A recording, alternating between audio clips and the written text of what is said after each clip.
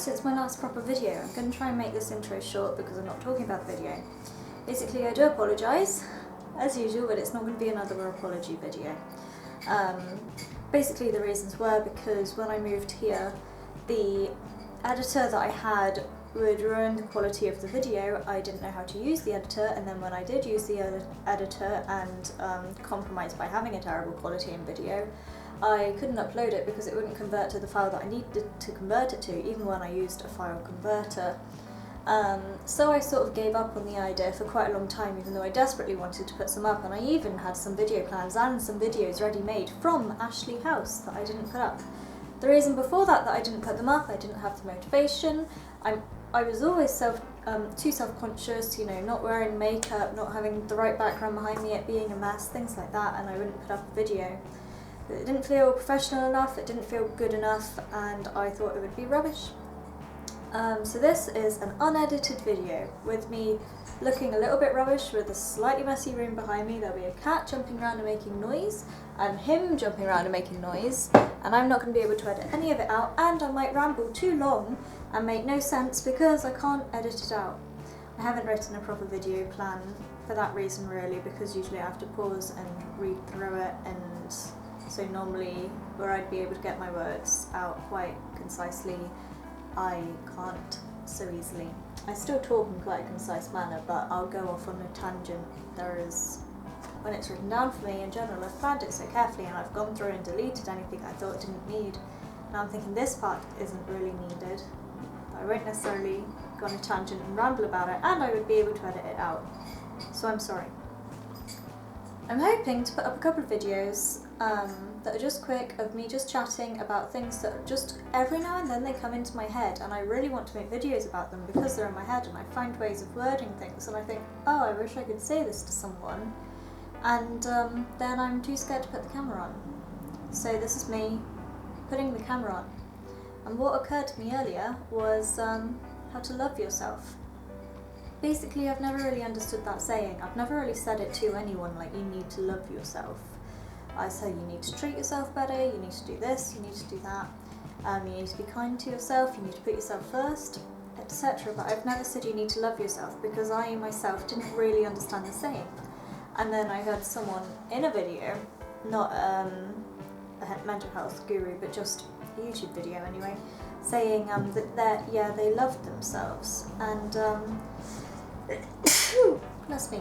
And he said, how can you love other people if you don't love yourself? And I've always misunderstood that saying as well. And I started just thinking in my own head, and I started thinking about how that could be true, how I could use metaphors to try and work this out.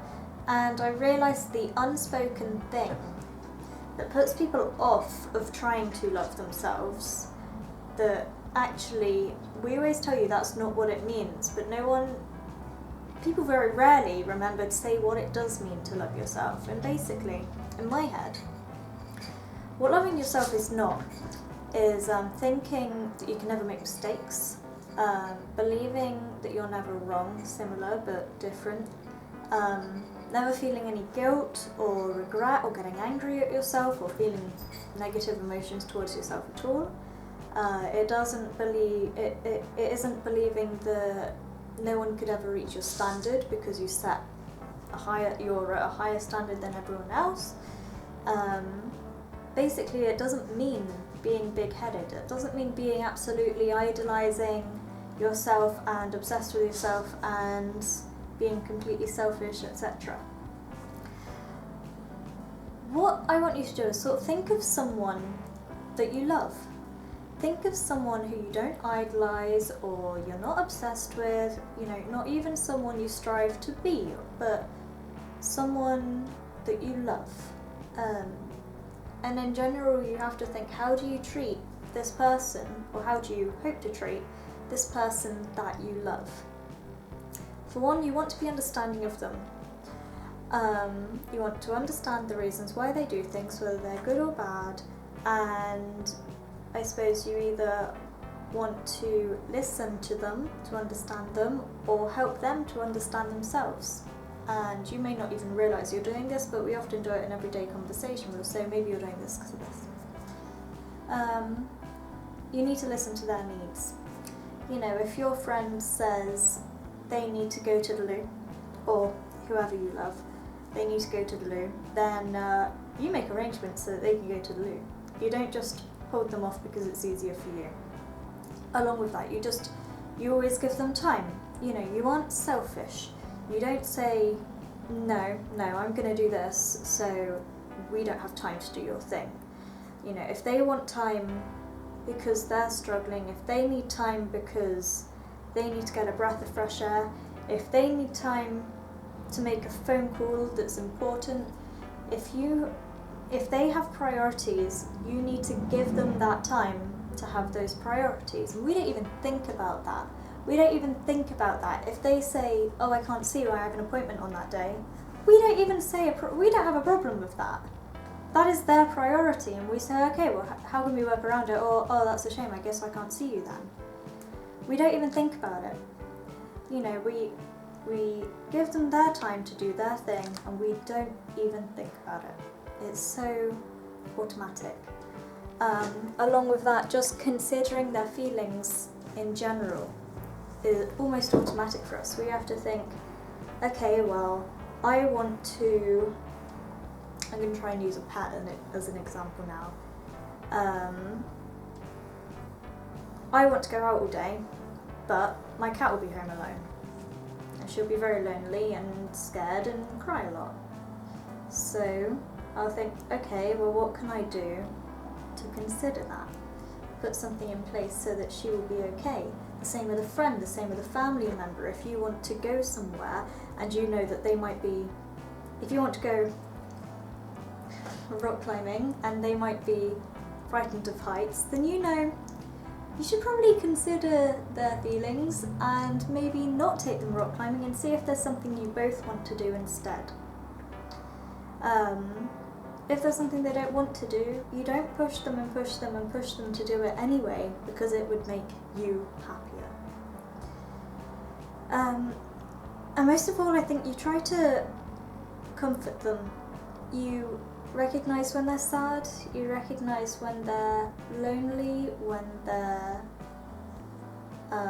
uncomfortable, when they're upset, when they're tearful, when they're very angry. Anything, you try and comfort them. And linking into this, you try to forgive them. If they do make mistakes, it doesn't mean that you tell them you didn't make a mistake. It means you made a mistake, but yeah, it was for this reason. And my battery's going to run out, but I hope you get what I'm about to say, which is basically that to love yourself means to be your own friend. You have to listen to your needs. Occasionally, you can put other people first, but it has to fit in with your needs as well, just like you would do for a friend or whoever. You need to listen to your needs. You need to give yourself time. You need to prioritise yourself. If you don't want to do something and this other person wants to do something, then you have to say, actually, I don't want to. That would make me unhappy in this way or that way. This would be difficult for me in this way or that way. And you have to forgive yourself when you make mistakes. You have to say, yeah, I did make a mistake. And you can be angry at yourself, just like you can be angry at someone that you love. You can be angry and then you forgive, because you know that there was a reason that they made that mistake. Whether it was just impulsivity or stupidity or a spur of the moment or a long mistake that you're gonna have to take a long time to forgive them for, you do forgive them. Someone that you love, you never completely hate, even if you feel completely angry at them. And that is, to me, when I analysed it in my head, what it means to love yourself. And I think it's something you should try and remember.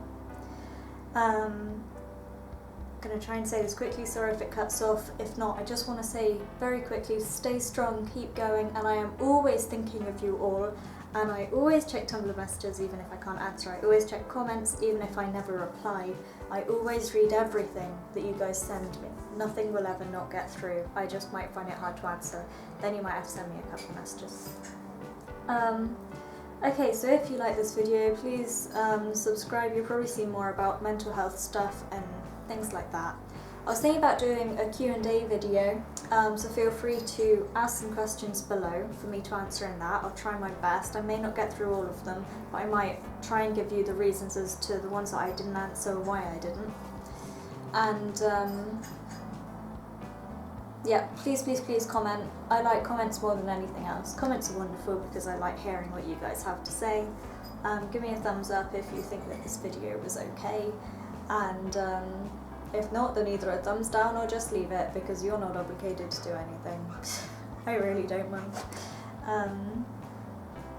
My Tumblr is in description. My Twitter is, though I don't use it that often, I'm sorry, I always check for notifications.